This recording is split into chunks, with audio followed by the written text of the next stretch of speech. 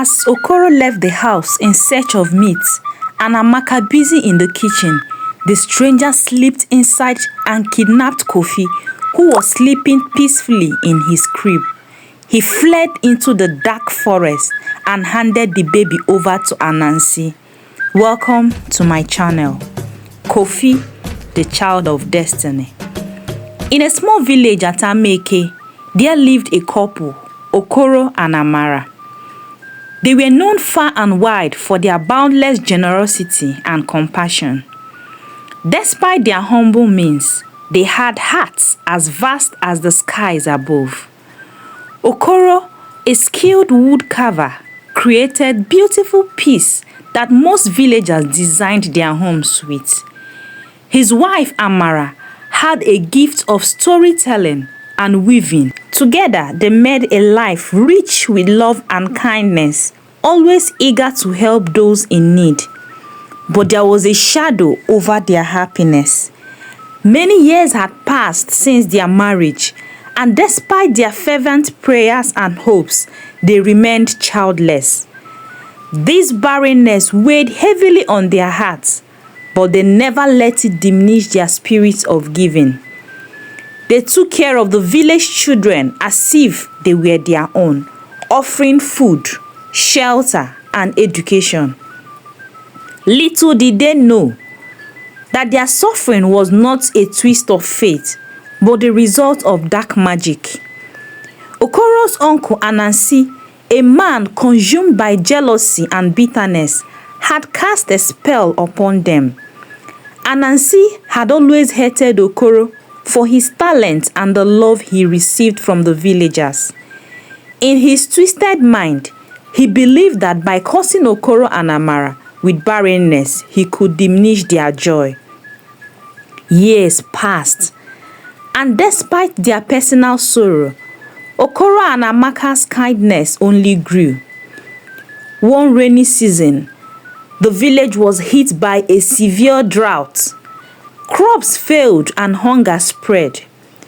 Okoro and Amaka opened their doors to the hungry children, sharing what little they had. Every day, Amaka would tell stories to the children, weaving tales of hope and courage, while Okoro would carve small toys to bring smiles to their faces.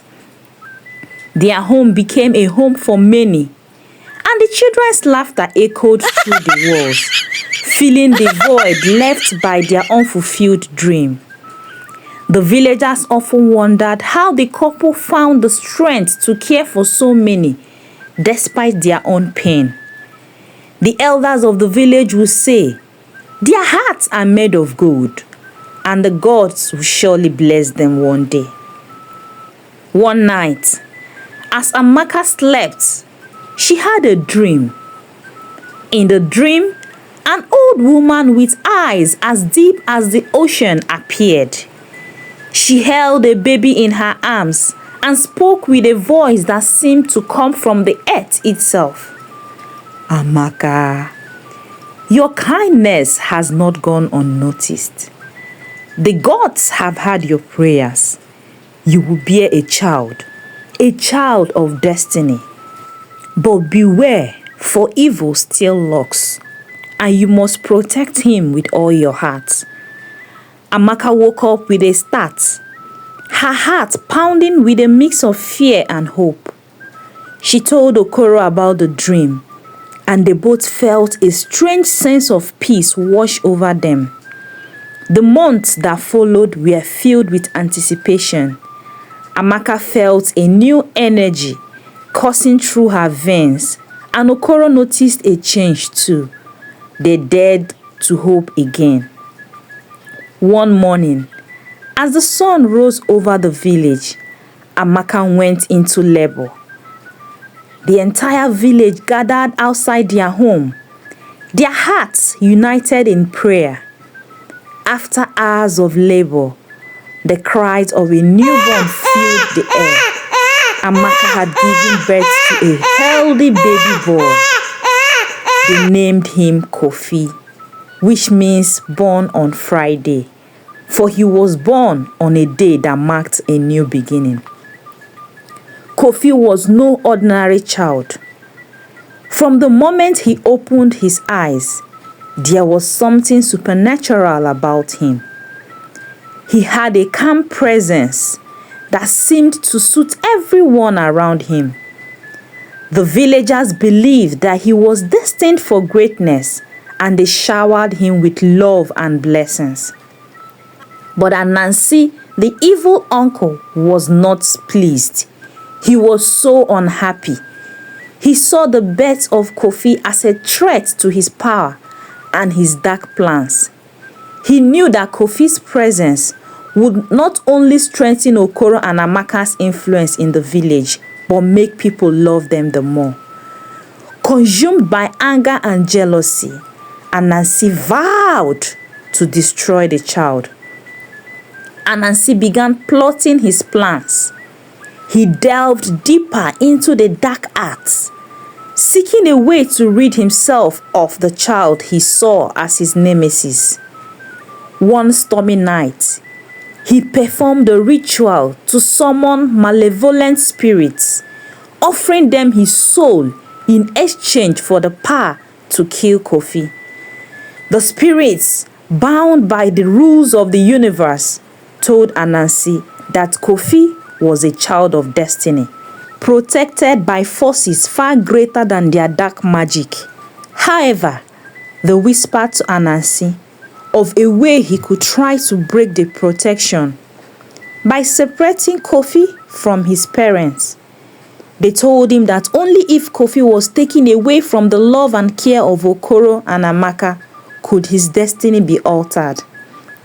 One evening, as the village prepared for a festival to celebrate the harvest, Anansi put his plan into action. He paid a stranger from the neighboring village, who disguised himself as a harmless old man, then approached Okoro and Amaka's home. He told them a tale of woe, claiming that he lost his way in the forest and begged for their help, and also claimed to be very tired and hungry. Okoro and Amaka, unable to turn away anyone in need, agreed to prepare a special food for him. As Okoro left the house in search of meat, and Amaka busy in the kitchen, the stranger slipped inside and kidnapped Kofi, who was sleeping peacefully in his crib. He fled into the dark forest and handed the baby over to Anansi. When Okoro and Amaka returned to find Kofi gone, their hearts broke.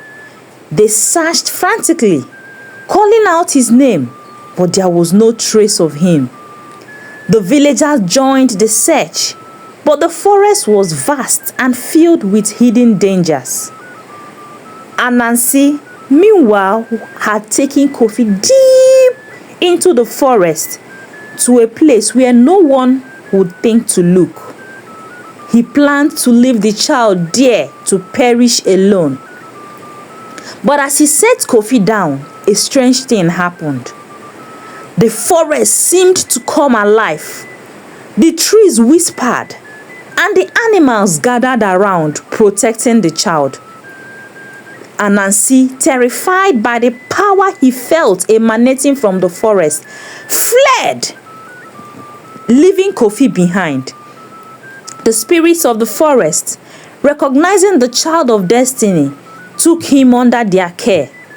They nourished him with wild fruits and protected him from harm. Kofi, though just a baby, seemed to understand his surroundings. He did not cry or fear, but instead, he thrived.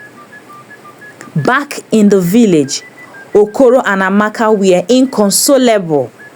They had lost their miracle child, and their hearts were shattered. But Amaka remembered the dream she had before Kofi was born. She held on to the words of the old woman, believing that their son was still alive and would return to them. Days turned into weeks, and weeks into months. The villagers continued to search, never losing hope. One evening, as the sun dipped below the horizon, a figure emerged from the forest. It was Kofi, now 5 years older, walking confidently towards the village. The villagers gasped in awe and joy as they ran to embrace him. Okoro and Amaka, tears streaming down their faces, held their son close, thanking the gods for his safe return. Kofi's presence seemed to bring a new light to the village, a sense of hope and renewal. Anansi, upon hearing of Kofi's return, was furious. He realized that no matter what he did, the child was protected by forces beyond his control. The villagers, learning of Anansi's evil deeds, confronted him. They banished him from the village and stripping him of his power and casting him into exile. Without his dark magic and the support of the village, Anansi became a lonely wanderer, forever haunted by the spirits he had once sought to control. Okoro and Amaka, on the other hand, continued to raise Kofi with love and kindness, teaching him the values they held dear. Kofi grew up to be a wise and just leader, loved by all who knew him. He used his gifts to help the village prosper and to protect those in need. The moral of this tale is that true strength lies not in the power of wealth, but in the goodness of one's heart. Okoro and Amaka's kindness, even in the face of great sorrow, brought them the greatest gift of all. Their story teaches us that the love we give to others will always find its way back to us, often in the most miraculous ways. So keep being good. Thanks so much for watching. I appreciate my subscribers for always stopping by to watch and engage in my channel. And if you're new to my channel, please kindly subscribe, like, comment, and also put on your notification bell so that you'll be among the first to be notified each time I post new videos. See you in my next one. Bye.